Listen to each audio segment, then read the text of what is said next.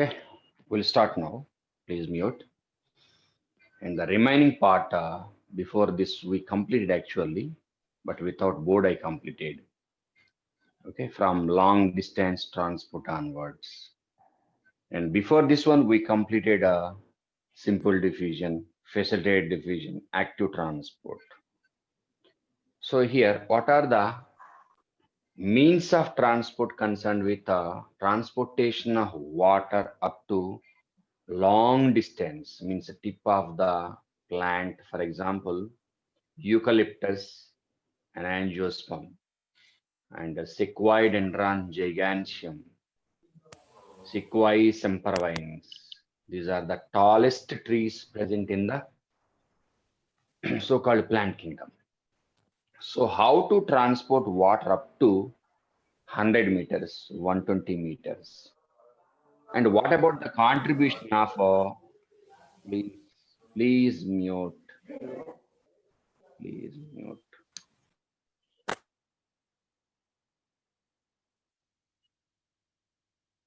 Okay, so here, first one, simple diffusion. What about role of simple diffusion? Is it able to perform long distance transport? So we studied a short distance transport means short distance transport. What are the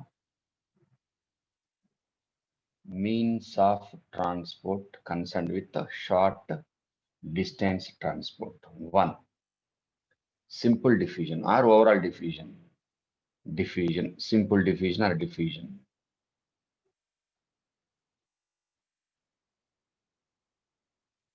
So diffusion is able to transport water up to short distances only. It is insufficient to transport water up to 100 meters. How? Why not? These are the questions. In your textbook, one statement was given. For example, this is a typical plant cell, model cell. For example, this is a typical plant cell.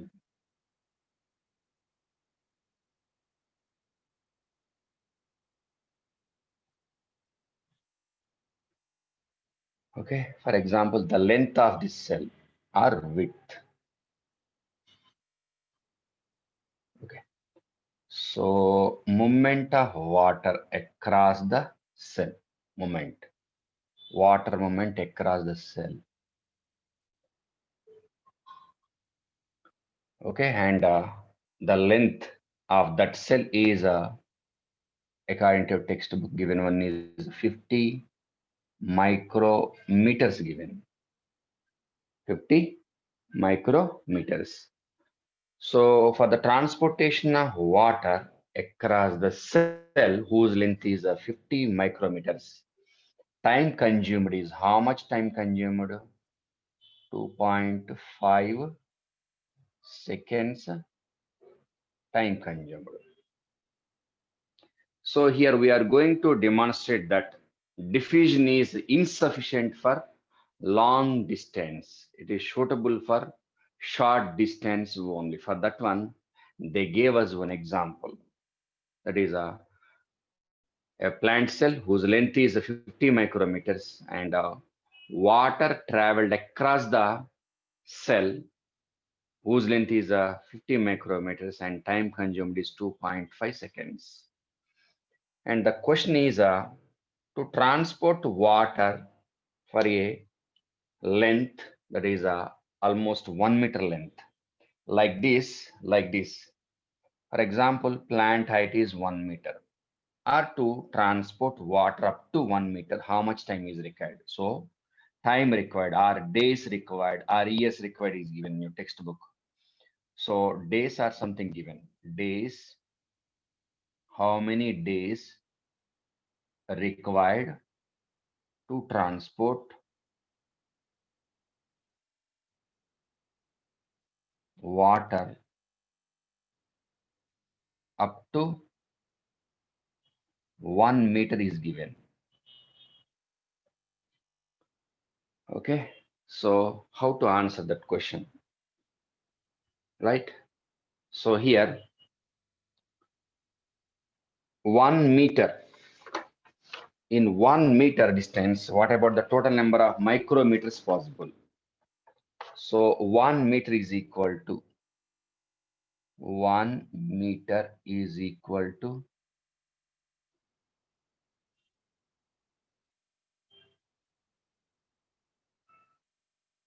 10 lakh micrometers.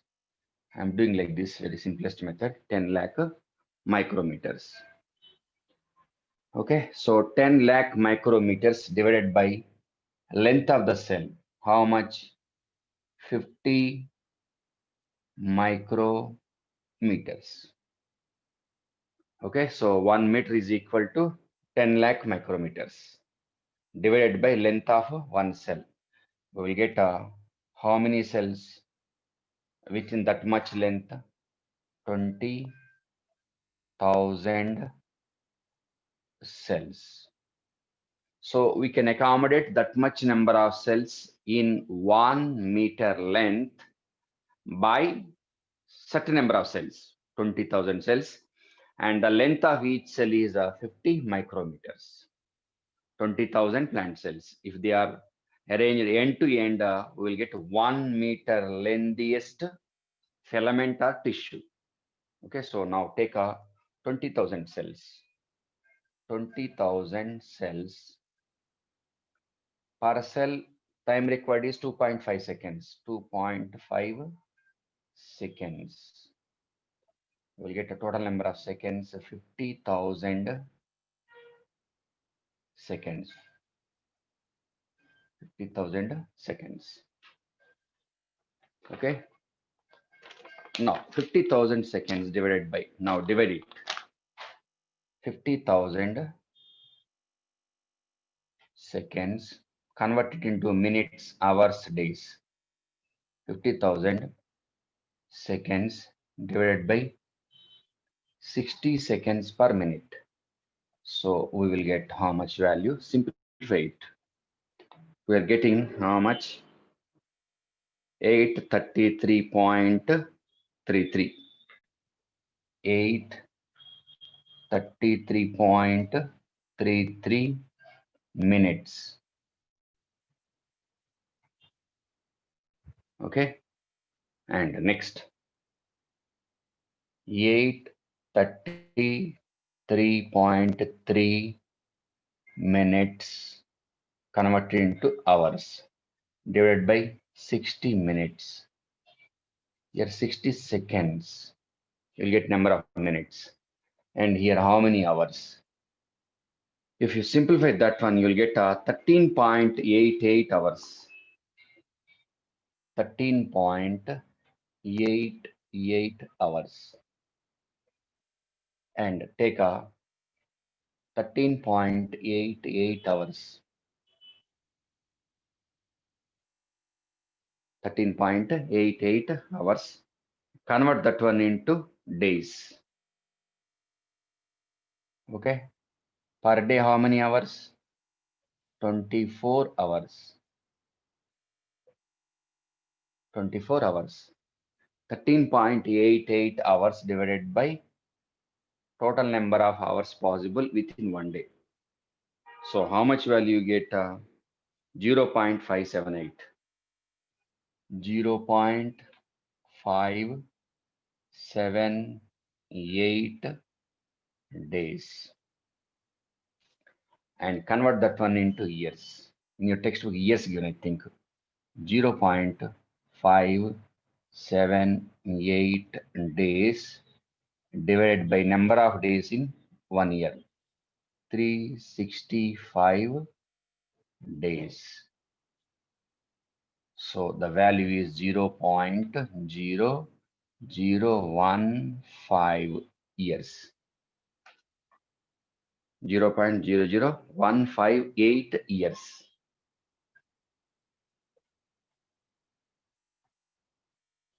Okay. So too much time consuming or not? See, 13 hours. Okay. Over a distance of 1 meter, time required for the journey of water by means of diffusion is 13 hours. Imagine how to transport water up to 100 meters. Okay, too much time consumed or not? During that period, plant is not able to survive, will die definitely. So simple diffusion or facilitated diffusion is not enough for transportation of water up to long distance. And one more, second one, that is about diffusion. Active transport. Active transport, according to textbook given statement, cytoplasmic streaming movement.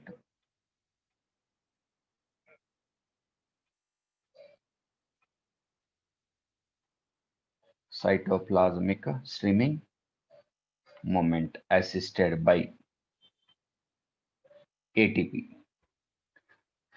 So cytoplasmic streaming movement is active process, and cytoplasmic streaming movement means within the cytoplasm only. It is able to transport water and other materials within the cell only, not beyond the cell, within the cell only. And two or three examples given in your textbook. Cytoplasmic streaming movement assisted by ATP was given in the hydrilla plant cells, movement of chloroplast, cytoplasmic streaming movement. Okay, so these two, that is either simple diffusion or facilitated diffusion, active transport, insufficient for long distance transport according to given statements. If they are insufficient, how plants have been transporting water up to 100 meters, 80 meters in the case of tall trees. Okay, so other than these two or three, some other mechanism is required. What is that? Okay, take the screenshot. Take the screenshot, please. Copy it, please. Now I'm going to erase the board.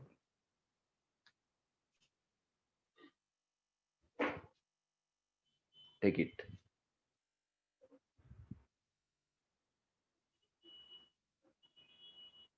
Okay, right?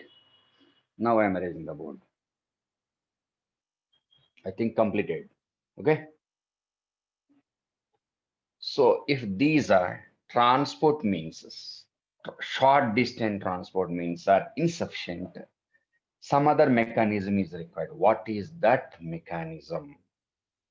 At the end of that page, long distance transport is achieved by bulk flow or mass flow given, irrespective of density, molecular weight. All the molecules will move with same velocity, like various materials, how they are moving on the surface of the water. Okay, so movement of water, movement of water, water and other materials, whatever it is, organic or inorganic compounds, other materials, other substances, whatever it is, present in water, how they move. They move by bulk flow, bulk or mass flow was given. How to understand bulk mass flow? Okay, so they compared a bulk mass, n mass, a group of molecules. They are moving, not single, one, two, three. Group of molecules are moving, is it or not? For example, take a river. So for example, this is a river. Here I'm taking a river. It's a river, river water.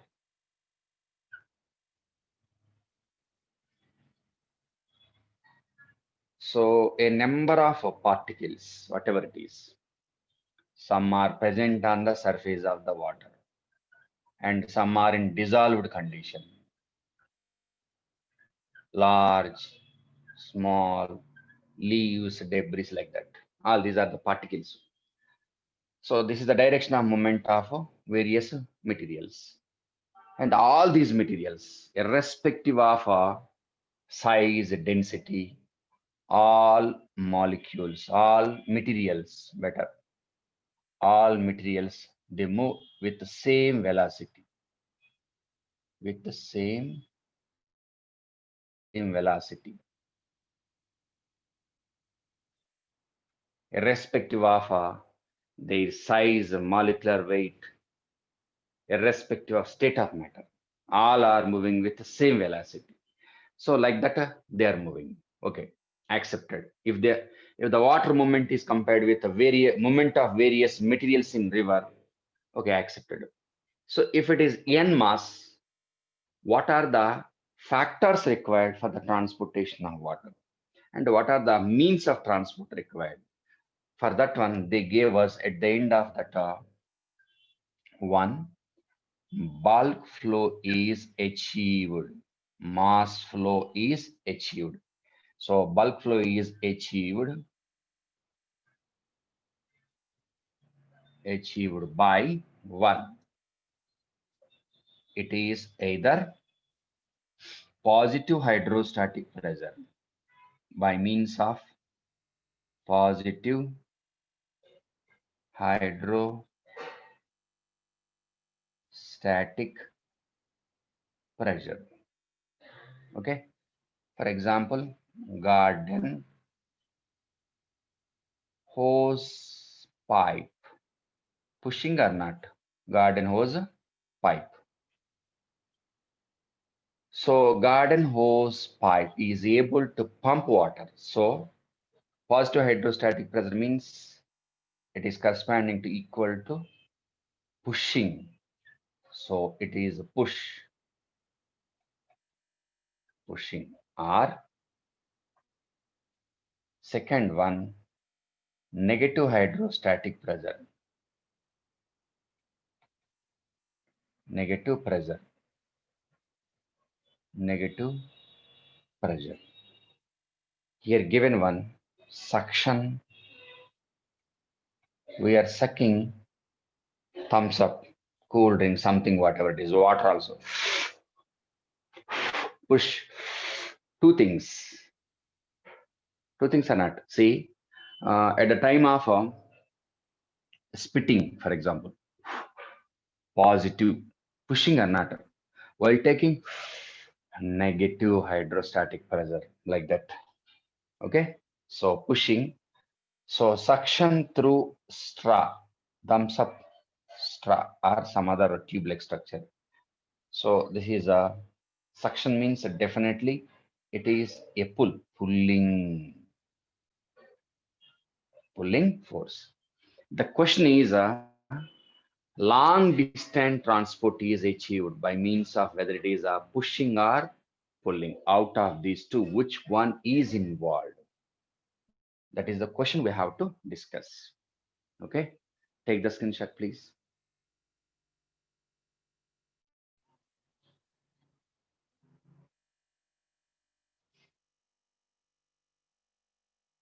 Take the screenshot, please. Okay, now I'm going to erase the board. Okay.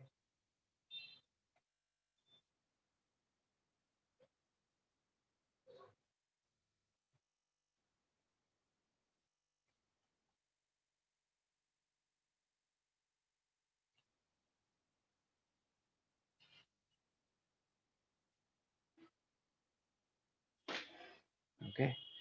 And before moving into push or pull, the given heading was how do plants absorb water? First, we should know how do plants are able to absorb water. How do plants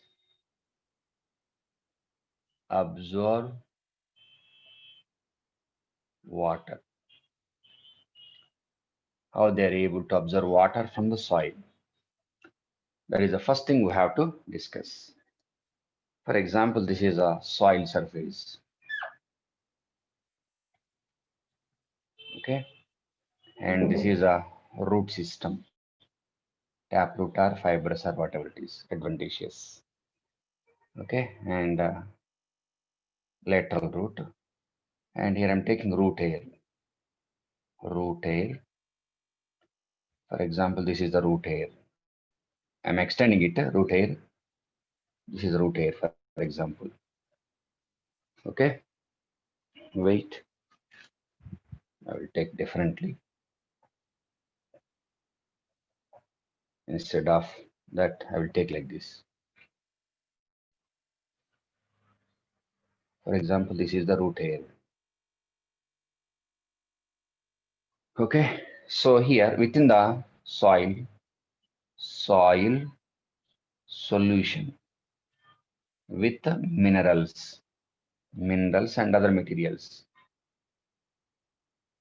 Okay, so first the moment of mineral moment, minerals, inorganic nutrients, potassium, magnesium, boron, like that, minerals, inorganic nutrients. They move by means of active transport. Active transport. So by means of active transport, the movement is less to more or not. It is a less number of minerals to more number of minerals. More. So now concentration gradient is established between, for example, this is a root hair. This is root hair, for example, elongated, expanded root hair. Okay, so what about the initial moment of minerals? Active moment. For example, here less number of minerals. Less number of minerals. Active moment with the help of energy. More number of minerals. So now, by means of active transport, concentration gradient is established between soil solution and cytoplasm. So between soil solution and cytoplasm.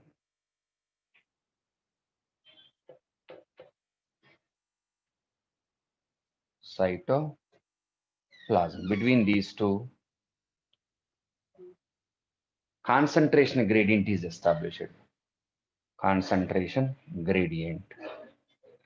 As concentration gradient is established, now water is moving into the root by means of osmosis. By means of osmosis, now water is moving into root.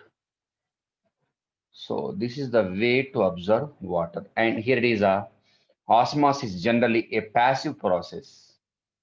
Passive process only. So initial uptake of inorganic nutrients is active means.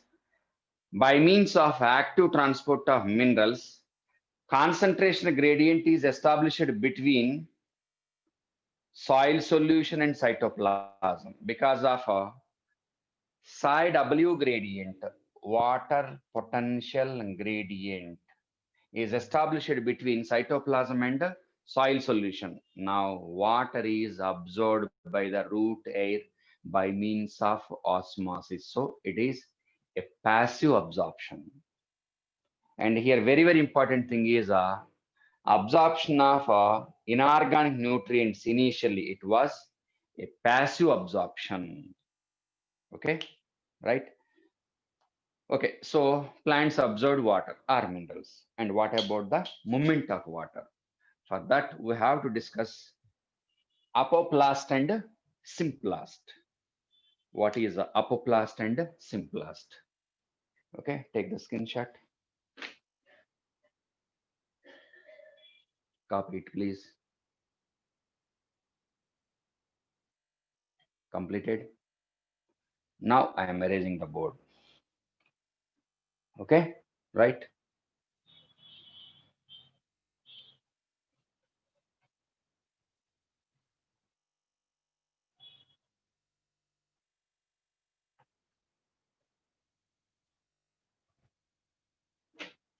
So we divided areas of transport into two categories. One, apoplast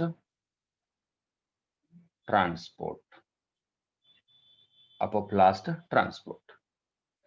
So what is apoplast transport? Transportation of water or materials. Transportation of water materials through non-living regions. Non-living regions. What are they? Non-living regions. That is nothing but cell walls. Cell walls plus intercellular spaces. So definitely it is a passive moment only. No resistance. And the second one, simplast.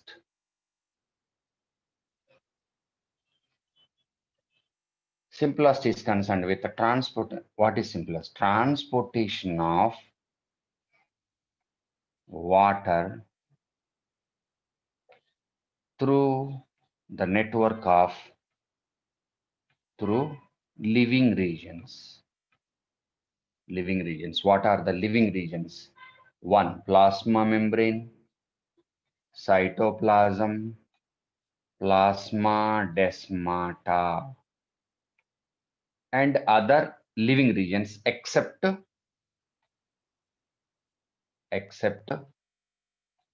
cell walls plus intercellular spaces. So that is the definition of apoplast and simplast.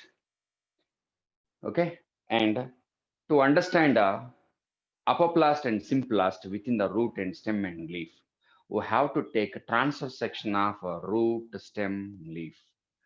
Okay, so we will discuss the apoplast and simplast within the root, stem, and leaf tomorrow. It will take a lot of time. Okay, I don't want to start that one today. Tomorrow I will complete that one. Okay, bye. See you. We will meet tomorrow. Take the screenshot. Take the screenshot.